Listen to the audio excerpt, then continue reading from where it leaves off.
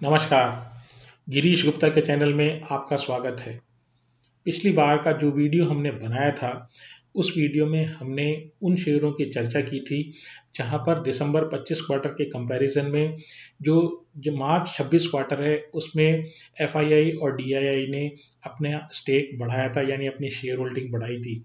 आज के वीडियो में उसी चीज़ को जारी रखते हुए कुछ ऐसे शेयरों की चर्चा करेंगे, जहां पर प्रमोटर ने कंपनी के प्रमोटर ने दिसंबर 25 के क्वार्टर के कंपैरिजन में मार्च 2026 वाला क्वार्टर है, वहां पर अपनी हिस्सेदारी बढ़ाई है। बाजार में ये कहा जाता है कि जब प्रमोटर अपने शेयर सेल करता है, तो सेलिंग के 50 कारण हो सकते हैं।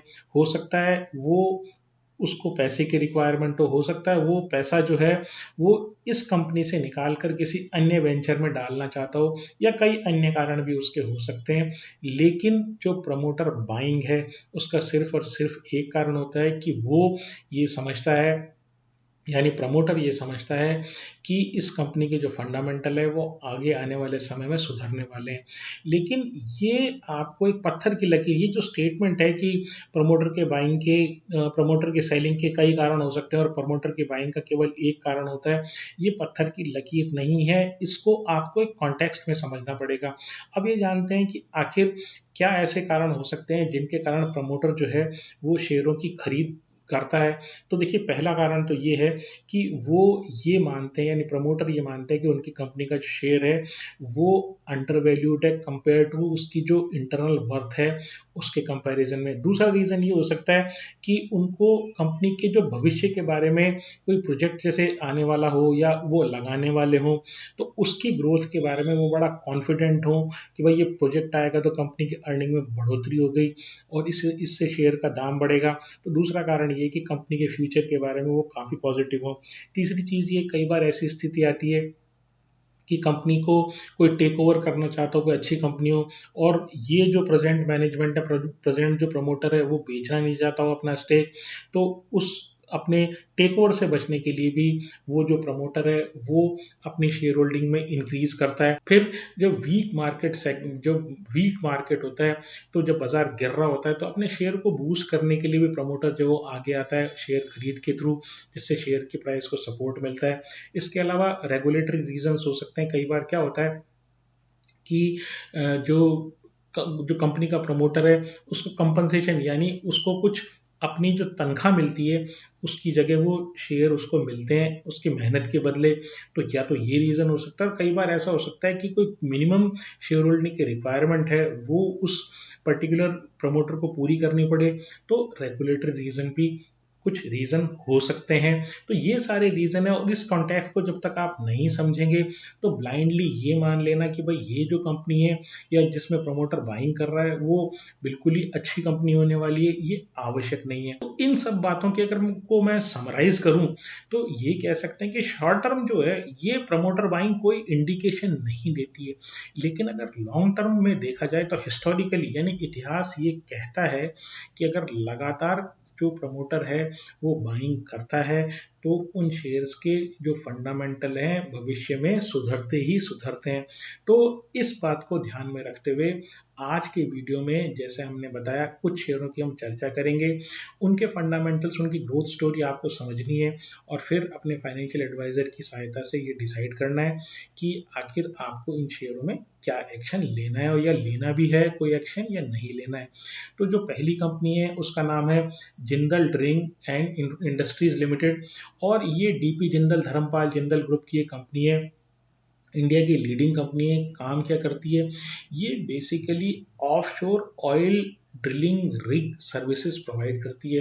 अब ये क्या चीज़ होती है? देखिए, ऑफशोर ड्रिलिंग का मतलब ये है कि समुद्र में से जब तेल निकल जाए, जो समुद्र का तला होता है उसके नीचे छेद करके वहाँ पर से ऑयल एंड गैस जो निकाली जाती है, उसके लिए एक्सपर्ट कंपनी की आवश्यकता होती है।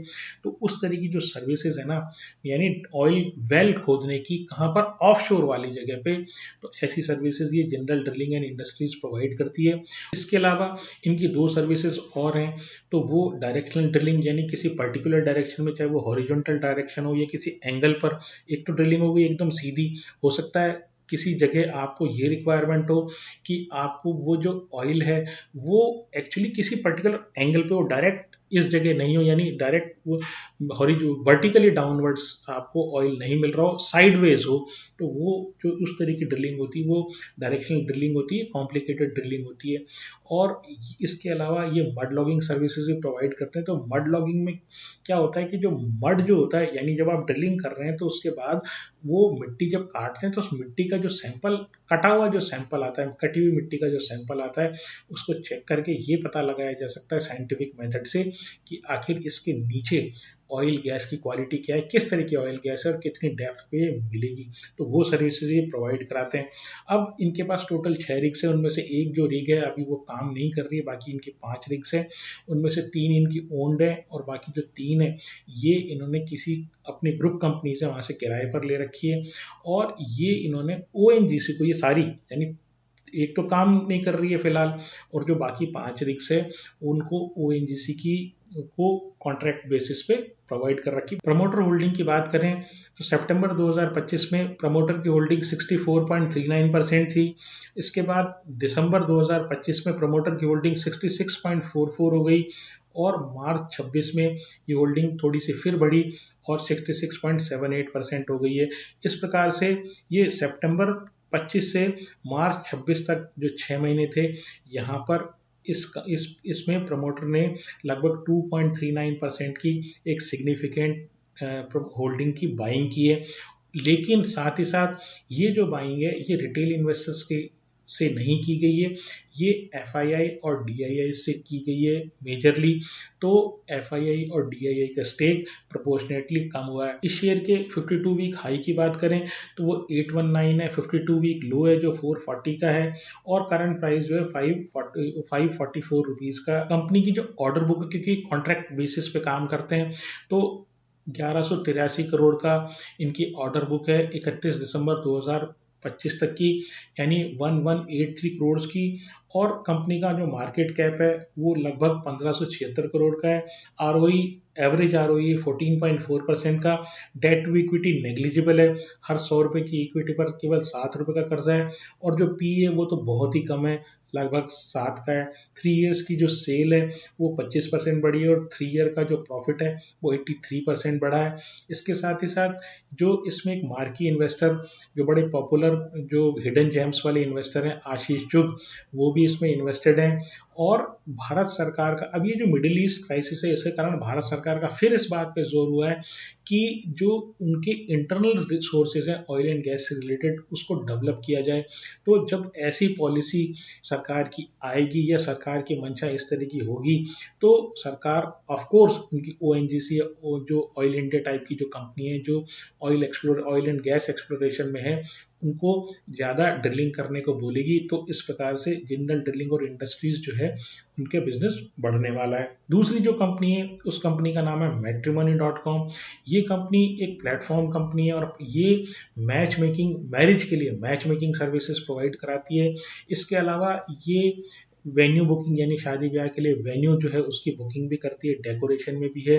और ये जो केटरिंग सर्विसेज भी प्रोवाइड करती है, ये ऑनलाइन और ऑफलाइन दोनों सेंटर्स में है, यानी दोनों तरीके का बिजनेस मॉडल इनका है। मेजरली ये ऑनलाइन या प्लेटफॉर्म सर्विसेज प्रोवाइड करती है, लेकिन ये ऑफलाइन भी अवेलेबल है, यानी आप इनके ऑफिस में जाके, जहाँ जहाँ इनके ऑफिस हैं वहाँ जाकर भी इनकी मैच मेकिंग सर्विसेज का फ़ायदा उठा सकते हैं। दूसरी बात, ये इन्होंने कैटेगराइज कर रखा है कम्युनिटी वाइज, यानी अगर आप किसी पर्टिकुलर कम्युनिटी में को बिलोंग करते हैं, जाति के हिसाब से अगर आप मैच मेकिंग करवाना चाहते हैं तो उस तरह की सर्विसेज भी प्रोवाइड कराते हैं। रीजनल मैच मेकिंग सर्विसेज भी कराना चाहते हैं कि भाई मैं कर्नाटका में, या मैं आंध्रा से, या तमिलनाडु से, या हरियाणा से, या राजस्थान से, एक पर्टिकुलर इसी एरिया से मुझे मैच मेकिंग चाहिए, तो वो भी ये करवा के देते हैं। तीसरी चीज़ ये कि एक बड़ा पॉपुलर कंसेप्ट आजकल चल रहा है एलीट मैट्रिमोनी का, तो वो भी ये करके देते हैं। एलीट में मतलब जो एक सर्टेन स्टेटस से ऊपर वाले, जो कहते हैं ना, जो अपर स्टेट ऑफ सोसाइटी है, तो उनकी पसंद कुछ अलग होती है। वो ऑर्डिनरी जो मैच मेकिंग है उससे डिफरेंट उनकी टेस्ट प्रेफरेंसेस होती हैं शादी ब्याह के मामले में, तो उस तरह की मैच मेकिंग भी ये करवाते हैं। अब अगर इनके प्रमोटर की होल्डिंग की बात करें तो दिसंबर 26 में जो इनके प्रमोटर की होल्डिंग 54.61 थी, वो मार्च 26 में बढ़कर 58.27% हो गई। और ये जो होल्डिंग है, ये पिछले कई क्वार्टर से लगातार इसके प्रमोटर बढ़ा रहे हैं। एफआईआई का जो स्टेक है वो भी सिग्निफिकेंट है, 19.28%, लेकिन ये 3% डाउन हुआ है इस क्वार्टर में। दिसंबर क्वार्टर के कंपैरिजन यानी मार्च क्वार्टर में 3% डाउन है दिसंबर 25 के क्वार्टर के कंपैरिजन में। और इसी प्रकार से जो डीआईआई का स्टेक है वो भी स्लाइटली कम हुआ है, लेकिन अभी भी काफ़ी सिग्निफिकेंट है, 7.22%।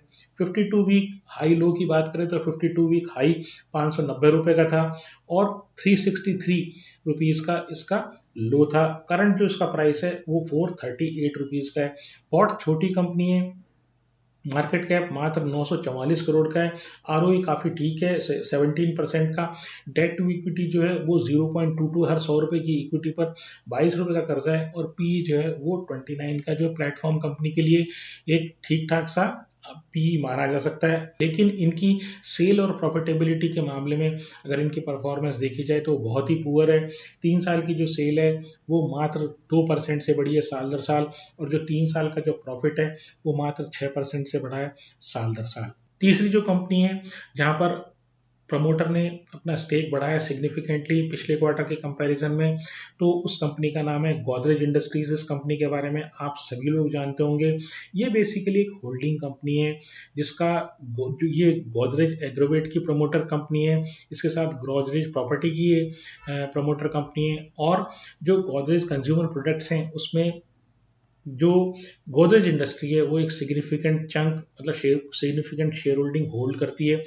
अब स्टैंड अलोन की बात करूं, यानी ये कंपनी होल्डिंग कंपनी तो है गोदरेज ग्रुप की कई कंपनीज के लिए, लेकिन खुद भी क्या कुछ काम करती है, तो ये ओलियो केमिकल्स बनाती है, एक केमिकल कंपनी है। अब ये ओलियो केमिकल क्या होते हैं?